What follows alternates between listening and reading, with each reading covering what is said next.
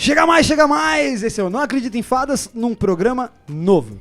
E eu trouxe pra nós, professor Henry de Carvalho. Tudo bem, professor? Tudo jóia. Segunda vez que ele vem aqui. O outro era no antigo ali, só no Spotify, não tinha vídeo, a gente tava só no protótipo, né? Isso. A sala era bem mais gelada, mais vazia.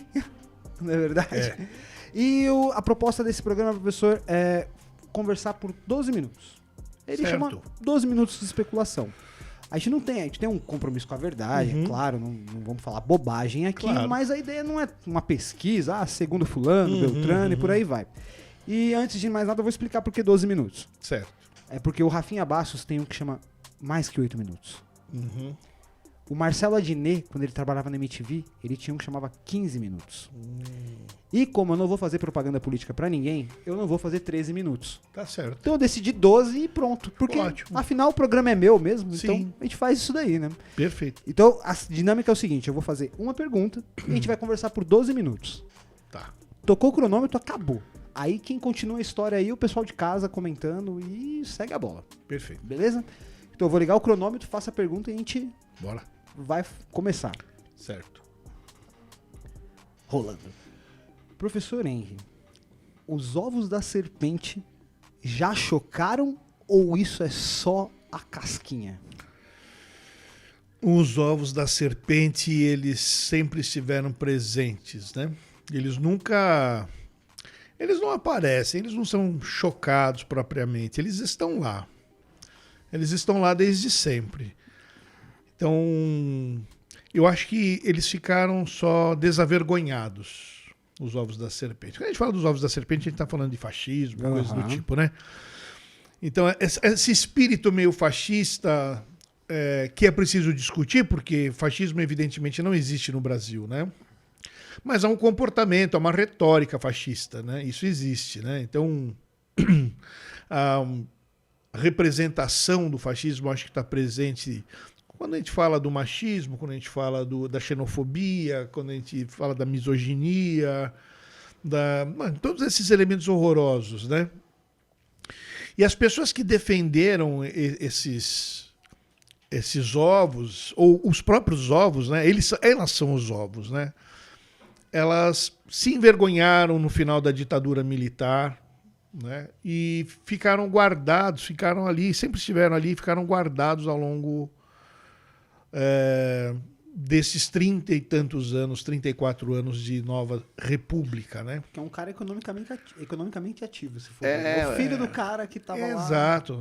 Ele foi educado para isso, né? Ele chegou nisso. E, assim, lógico, com um pouco de instigação, com um pouco de fermento, ele vem à tona, né? Você vê assim, nós não percebemos, mas se você observar ali já em 2013, né? Eles estavam tão fortes ali, né? E seguiram dali em diante, né? Ali eles mostraram mesmo, arregaçaram as manguinhas, né? É porque foi um movimento ali que legítimo. A briga Sim. pelos... Não foram só pelos 20 centavos, etc. Não. Mas aquilo ali deu uma margem para aparecer uma galera. Kim Sim. Kataguiri, Sim. o pessoal aquela turma toda, o bonecão do Lula. O Mamãe Falei lá, né? E aí dá no que dá. Escroto, né? Você viu? Então, assim, né? Um cara que é capaz de supor, abusar de uma... abusar não, né? Fazer uso, como ele coloca, né? De uma pessoa refugiada de guerra, né? Em situação de vulnerabilidade. fudido. Cara, isso é nojento demais. Então, mas isso é um pensamento médio, tá? Então esse que é o doido, porque assim, não é ele, a gente elege ele pela... Leva a foto, né? É lógico. É ele que tá na embalagem do que suco da vez. E tem umas coisas aí, desculpa, assim, tocar nesse ponto meio psicanalítico, sei lá o quê, né? Eu achei muito curioso ele dizer que comeria as fezes dela, de tão bonita que era, né? Porra. É maluco, é escatológico, né? Então esse tipo de pensamento dele é manifesto naquela ocasião, mas ele se sentiu muito à vontade em colocar aquilo num grupo de WhatsApp. Sim. Então você tem um grupo inteiro pensando daquele jeito. Que concorda ou Que não concorda. tem coragem. E você teve uma galera que o defendeu, que não ficou constrangido em defendê-lo.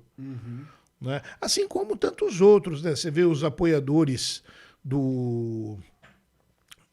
desta coisa presidencial, desse estrupício presidencial, não é? Assim, que são assassinos, que são grandes bandidos, né, cara? Assim, que são milicianos e que tudo bem, se sentem muito à vontade, ele também. E ninguém vê mal nisso. Esses caras são os fascistas. Né? Esses caras são as serpentes, eles sempre tiveram ali, os ovos estão ali. Né? Os ovos e as serpentes todas, eles estão o tempo inteiro, né? Porque eu tive o prazer de ver o Valério falar numa atividade de lançamento do PCB lá do Paris, que veio aqui, do PCB não, do PSOL lá que o Paris, e ele colocou um ponto que me fez refletir. Ele falou que o grande volume dessa massa, dessa galera, é tudo bundão. Que a hora que apertar, eles escapam. Mas eles dão aquele ar de que aquele volume, o cara da van peida. O cara o tiozão do bar que bate no peito aqui, vagabundo, não sei o que, blá blá blá, que bate panela ali no momento, grita no momento do debate. Esse cara, ele peida e ele foge. Ele vai dançar conforme a música depois que a música começar, depois que a orquestra for regida por outro maestro. Claro. Mas a casquinha daquela coisa, ela não fica de pouquinho. Ela meio que parece que estagna, porque eu acho que não é vencer o Bolsonaro nas eleições que vai acabar com isso daí. Não. Acho que vai fortalecer. Então, por isso que assim, né, o trabalho que eu acho que tem que ser feito é justamente de formação, né? Não só da juventude, isso é dado, né? Que a gente tem que trabalhar com a juventude e fazê-la compreender melhor, entender melhor, trazer ciência para ela, isso é fato. Mas com essa galera que transita muito rapidamente de consciência, também era importante, né? Eu dou aula. eu dou aula no curso de psicologia e a turma de psicologia é uma turma muito peculiar, porque eu dava aula no curso de história. No curso de história eles estão ali para te ouvir falar realmente aquilo. De psicologia o cara ainda tem a petulância de Tem discordar. nada a ver. Na pedagogia, o cara, de algum modo, você está indo pela educação e você está mostrando uma educação progressiva, os problemas de uma educação liberal, neoliberal, ele está entendendo. Né? Com menos, às vezes... Ou espera-se. Com menos crítica, às vezes, com mais... Mas somos assim, são alunos, como eu fui, imagino que você tenha sido na graduação, pessoas que trabalhavam, acordavam cedo, chegavam cansados na faculdade, dormia na aula, ou já estavam na área, né? Pulavam a leitura e tal, tudo isso. Não tinha dinheiro para xerox e tal. Bom, isso é uma coisa. Na psicologia, eu percebi uma outra coisa. Uma galera média, uma galera um pouco mais velha. Calça xadrez. Se não de calça xadrez, mas assim, aquelas senhoras de echarp. Pô, eu uso echarp. Não, eu acho chique. Eu não uso porque eu não tenho autenticidade, mas eu acho autêntico. Eu perdi a vergonha. Então, mas você entendeu? Assim, e assim, um pessoal desconfiado de mim. Eu sou a tia da psicologia. Por quê? Porque o conteúdo da psicologia é um conteúdo muito técnico, voltado para uma área bastante, apesar de ampla, mas focada nas questões da psicologia. Tem suas especificidades. E aí entra um louco como eu dando aula de políticas públicas e compromisso social. Pra galera que vai talvez sobrar num CAPS. Exato. O meu foco é esse, né? Mas assim... E aí você tem que explicar quem que é essa gente, quem que é essa galera. Então, o trabalho de você fazer-se entender e fazer com que as pessoas, ao compreender, se identifiquem com a sua condição de classe. Isso é muito difícil você fazer num momento que você tem com pessoas que têm 40 anos de idade, às vezes 50 anos de idade. Aquelas paradas já tá firme. Já está firme, já está consolidado o pensamento. E ainda assim, eu tive uma resposta muito positiva. Numa certa aula, as pessoas começaram a participar, porque até então, durante algumas aulas, eu era um palestrante. Uhum. Mas numa determinada aula, eles começaram a se posicionar. Eu sentei, eu dou aula de pé, mas eu sentei, e eles começaram a se posicionar e colocar diferentes concepções e tal, mas todas elas convergiam para uma consciência de classe. E quando eu terminei, eu falei isso para eles. Olha, isso que vocês estão manifestando é a consciência de classe. Vocês entenderam o que significa isso. Vocês perceberam que vocês são da classe trabalhadora. E quem vocês irão atender é da classe trabalhadora. Por isso você tem que ter carinho, você tem que saber com quem você vai lidar. Não é? A pessoa não sabe falar. A pessoa não sabe falar porque ela é burra. Ela não sabe falar porque ela não aprendeu. Ela foi oprimida a vida inteira, né, a não falar. Não é? Então você não pode ir lá ser mais um cara para oprimir. Você é o cara que vai cuidar. Não é? Então, assim, esse trabalho funcionou.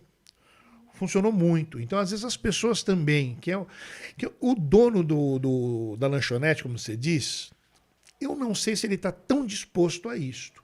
Uhum. Mas o melhor funcionário dele, o gerente, esse cara tá.